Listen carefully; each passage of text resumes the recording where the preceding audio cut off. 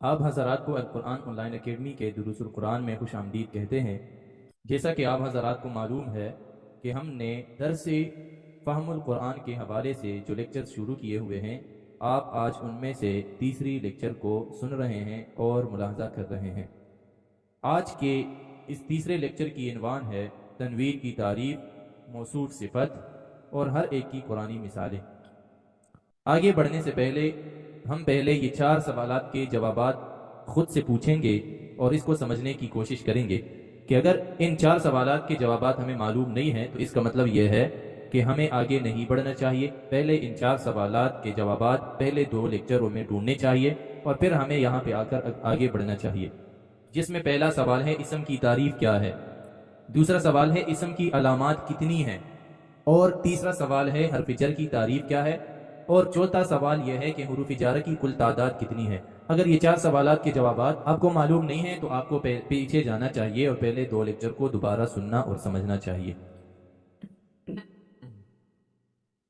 आज के इस लेक्चर में हम ये 3 बातें जानेंगे कि तनवीन की तारीफ क्या है, तनवीन और अलिफ लाम में मुमासलत क्या है, मौसूल सिफत की तारीफ क्या है और कुरान में उसकी मिसालें कहाँ पे हैं और कैसी है।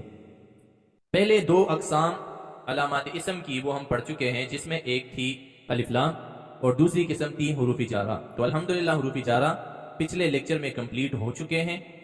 अब आज हम बात करेंगे अलामात इसम में से तीसरी किस्म पर, जो कि है तनवीन। जैसे 2 ज़बर 2 ज़ेर और 2 पेश को तनवीन कहते हैं। 2 ज़बर 2 ज़ेर और 2 पेश को तनवीन कहते हैं। मिसाल के तौर पर जैसे आसिमुन, आसिमुन के ऊपर 2 पेश हैं तो ये भी इसम है यानी तनवीन है। जाफरुन के ऊपर भी तनवीन है तो ये भी इसम है। करीमुन के ऊपर भी तनवीन है तो ये भी इसम है। सलीमुन के ऊपर तनवीन है तो ये भी इसम है। तो पहले आपको तनवीन की तारीफ जाननी चाहिए। अगर कोई आपसे सवाल करे कि तनवीन किसे कहते हैं तो आपका जवाब होना चाहिए 2 ज़बर 2 ज़ेर और 2 पेश को तनवीन कहते हैं। जैसे अबदन के ऊपर 2 ज़बर है तो ये तनवीन है और ये भी इसम है। अहदुन के ऊपर तनवीन है तो ये भी इसम है। बररतिन, इसके नीचे 2 ज़ेर यानी तनवीन है तो ये भी इसम है। रकबतिन के नीचे 2 ज़ेर यानी तनवीन है तो ये भी इसम है। सुरुरुन के ऊपर 2 पेश तनवीन है तो ये भी इसम है। सफरतिन के नीचे 2 ज़ेर हैं तो ये भी इसम है। सुहुफन, फा के ऊपर 2 ज़बर तो ये भी तनवीन है। वसतवन, ये भी तनवीन है। तबकिन, ये भी तनवीन है। तो ये सब इसम हो गए यानी अस्मा है। तबकन, ये भी इसम है। तुवन, ये भी इसम है। अलकिन, ये भी इसम है। आमदिन, ये भी इसम है। और इसी तरह इनबन, ये भी इसम है। क्यों अस्मा है ये सब? क्योंकि इनके ऊपर या नीचे तनवीन आ गए हैं, इस वजह से ये अस्मा है यानी ये नाम है। गबरतुन, कतरतुन, कुतुबुन, कसमुन, कुफुवन, लुबदन, लुमजतिन, लहबिन, नखिरतन, इसी तरह हुदन और इसी तरह हुमजतिन, ये सब अस्मा हैं। और इसी तरह मसदिन, ये सब अस्मा हैं। क्यों अस्मा है? क्योंकि इनके ऊपर और नीचे अलामात इसम में से इनके ऊपर तनवीन आ चुके हैं। तो चाहे वो 2 ज़बर हैं या 2 ज़ेर हैं या 2 पेश हैं। आप लोगों ने जान लिया कि अलामात इसम की तीसरी किस्म क्या है। या मुरक्कब तौसीफी होना। मुरक्कब कहते हैं हर वो चीज जो 2 चीजों से या 2 से ज्यादा से मिलकर बने। मुरक्कब तौसीफी का मतलब है कि वो चीज जिसमें एक सिफत हो और एक मौसूफ हो। तो मौसूफ और सिफत दोनों मिलकर एक बन जाते हैं यानी मुरक्कब बन जाते हैं। इस वजह से इसको मुरक्कब तौसीफी कहते हैं। जैसे ज़ैदुन आलिमुन, ज़ैदुन एक बंदा है और आलिमुन उसकी सिफत है। तो ज़ैदुन हमारे पास मौसूफ है और आलिमुन उसकी सिफत है। इसी तरह मूसा रसूलुन, मूसा रसूल है तो मूसा मौसूफ है और रसूलुन उसकी सिफत है। तो ये हमारे पास मुरक्कब तौसीफी है। मौसूफ और मुरक्कब तौसीफी की तारीफ। मुरक्कब तौसीफी 2 से अल्फाज का मजमुआ होता है जिसमें एक इसम और दूसरा उसकी सिफत होती है। जैसे उर्दू में कहते हैं अच्छा बच्चा, ज़हीन औरत, नीला आसमान, 4 आम वगैरह। तो अच्छा बच्चा यानी ये एक अच्छा बच्चा है तो ये अच्छाई उसकी सिफत है। इस वजह से ये भी मुरक्कब तौसीफी है। ये बच्चा मौसूफ है, ज़हीन औरत में ज़हीन सिफत है और औरत मौसूफ है। نیلا صفت ہے اور آسمان موصوف ہے، 4 صفت ہے اور عام اس کی موصوف ہے۔ تو عربی میں موصوف پہلے شامل کیا جاتا ہے اور صفت اس کے بعد بیان کی جاتی ہے۔ جب اردو میں پہلے صفت بیان ہوتی ہے، پھر اس کے بعد موصوف۔ نوٹ: مرکبی توصیفی میں صفت اپنے اسم کے مطابق ہوتی ہے۔ اگر اسم مؤنث ہے تو صفت بھی مؤنث، اور اگر اسم جمع ہے تو صفت بھی جمع۔ اگر اسم نکرہ ہے تو صفت بھی نکرہ، اور اگر اسم مجرور ہے تو صفت بھی مجرور ہوگی۔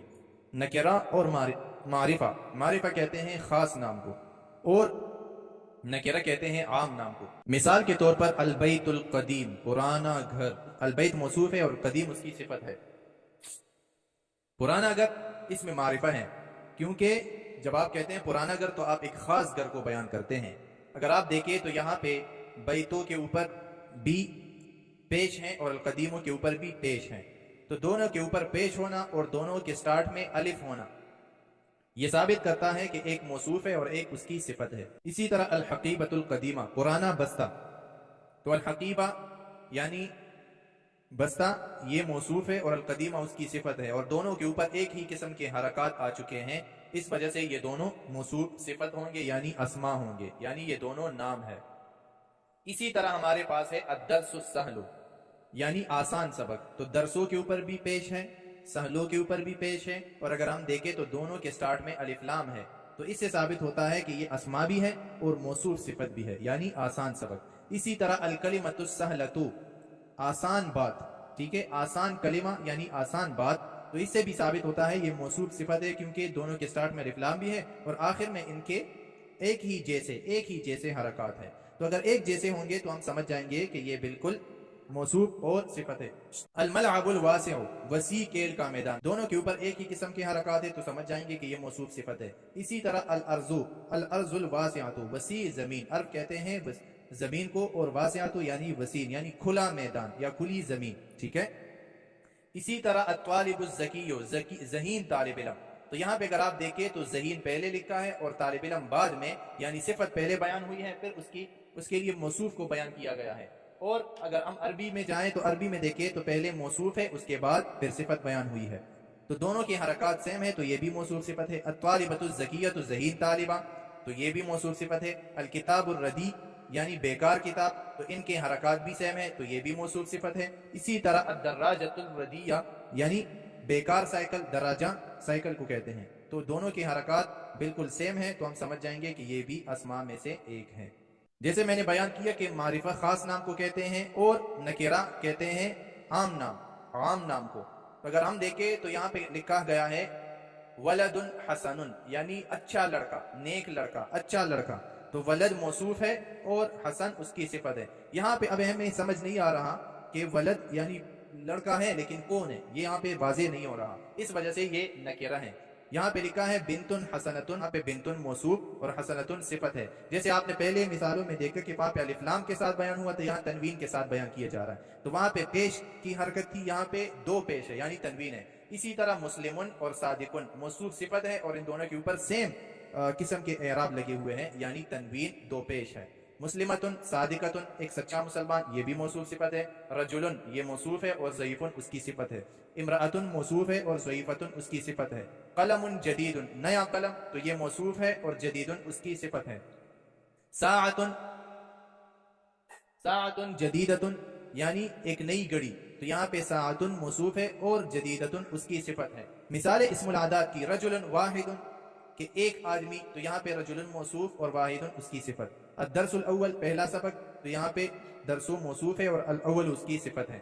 اسی طرح الطالبۃ الخامس، پانچواں طالب علم، تو طالب موصوف اور الخامس اس کی صفت۔ الطالبۃ الاولی، یعنی طالبہ پہلی طالبہ، تو طالبۃ موصوف اور الاولی اس کی صفت ہے۔ تو جیسے میں نے پہلے بیان کیا کہ موصوف اور صفت کی اعراب ہمیشہ ایک جیسے ہوں گے، اگر ایک پر تنوین ہے تو دوسرے پر بھی تنوین ہوگی، اگر ایک پر تنوین دو پیش ہے تو دوسرے پر بھی تنوین پیش ہوگی، اگر پہلے پر دو زیر ہیں تو دوسرے پر بھی دو زیر ہونے چاہیے، اگر پہلے پر دو زبر ہیں تو آگے دو زبر اگلی اسم پر یعنی اس کے صفت پر بھی ہونے چاہیے۔ اس پیج پر ہم یہ جاننے کی کوشش کریں گے کہ تنوین اور الف لام میں کیا مماثلت ہے، یعنی اس کے اندر کیا یگانگت ہے اور یکسانیت ہے۔ تو یاد رہے ہمارے پاس ایک اسم ہے ولدن حسن، یاد رہے کہ یہ قاعدہ ہے کہ یا تو تنوین ہوگے किसी लफ्ज़ के ऊपर, किसी इसम के ऊपर, या फिर अलिफ लाम होगी। अगर तनवीन है तो अलिफ लाम नहीं हो सकती, और अगर अलिफ लाम आ गई तो उसके ऊपर फिर तनवीन नहीं आ सकती। मिसाल के तौर पर वलदुन हसनुन, अगर हम इसके ऊपर अलिफ लाम लगाते हैं तो ये बन जाएगा अल वलदु अल हसनु, यानी अच्छा लड़का। अगर अलिफ लाम आ गया तो अब तनवीन नहीं आ सकता बल्कि हरकत बन जाएगी। इसी तरह मुस्लिमुन से अल मुस्लिमो बनेगा और स्वादिकुन से अस्वादिकु बनेगा। ठीक है, यहाँ पे गलती हुई है, इंशाल्लाह मैं इसकी करेक्शन कर दूंगा। ये स्वादिका नहीं है, ये स्वादिकु है। रजुलन से ज़ईफुन, रजुलन और ज़ईफुन से अर्रजुलु ज़ईफत, अर्रजुलु अज़ईफतु बनेगा। यहाँ पे भी गलती हुई है, इंशाल्लाह हम इसकी भी करेक्शन कर देंगे। यहाँ पे है कलमुन और यहाँ पे है जदीदुन। ठीक है, इसी तरह अगर हम आगे बढ़े तो यहाँ पे है अस्साअतुल जदीदतु। तो यहाँ पे अगर आप देखें तनवीन नहीं आया, क्यों नहीं आया? क्योंकि यहाँ पे अलिफ लाम है। अगर ये अलिफ लाम हटा दे तो इसकी जगह हम लिख सकते हैं साअतुन जदीदतुन। इसी तरह रजुलन वाहिदुन, तो रजुलन से अर्रजुलु और वाहिदुन से अल वाहिदु बन जाएगा। इसी तरह त्वालिबुन खामिसुन से अत्वालिबु अल खामिसु। इसी तरह अगर हम किसी को सलाम करते हैं तो हम कहते हैं अस्सलामु अलैकुम। अस्सलामु अलैकुम से हम ये भी कह सकते हैं सलामुन अलैकुम। सलामुन अलैकुम या अस्सलामु अलैकुम दोनों ठीक है। अगर हम कहेंगे अस्सलामुन अलैकुम तो ये गलत होगा। अगर हम कहते हैं अस्सलामु अलैकुम या सलामुन अलैकुम तो ये बिल्कुल दुरुस्त है। और यहाँ पे मैं एक ज़रूरी बात और नसीहत करना चाहूँगा कि आज हमारे माशरे में जहाँ भी हम देखते हैं तो सलाम को 95% गलत कहा जाता है। तो दर हकीकत ये सलाम अलैकुम नहीं है, अस्सलाम अलैकुम, सलाम अलैकुम, तो ये अस्सलामु अलैकुम है। और हमें चाहिए कि हम सलाम को ठीक ठीक कहें, क्योंकि ये एक दुआ है और दुआ को जितना दुरुस्त कहेंगे उतना अच्छा भी लगेगा और दुआ में असर भी होगा इंशाअल्लाह। तो हमें कहना चाहिए और अपनी औलाद को भी सिखाना चाहिए अस्सलामु अलैकुम। यहाँ पे अगर आप देखें तो अर्रहमानी अर्रहीम ये मौसूफ और सिफत है। अर्रहमानी अर्रहीम ये मौसूफ सिफत है। क्यों मौसूफ सिफत है? क्योंकि इन दोनों का एराब एक जैसा है। इन दोनों का एराब एक जैसा है, इस वजह से अर्रहमानी ये सिफत अव्वल है और ये रहीम ये सिफत सानी है। लिल्लाह के लिए ये एक अलग मौजू है। अलबत्ता दोनों का एराब एक जैसा है तो ये सिफतें हो गई। ठीक है, आप लोगों की आसानी के लिए बस आप कह दे कि ये रहमान मौसूफ है और रहीम उसकी सिफत है। इसी तरह अस्सिरात व अल मुस्तकीमा, अस्सिरात व अल मुस्तकीमा, तो यहाँ पे अस्सिरात व और अल मुस्तकीमा का एराब एक जैसा है। तो सिरात व ये मौसूफ है और ये सिफत है, सिफत अव्वल है इहदिना के लिए, और अल मुस्तकीमा उसके लिए सिफत सानी है।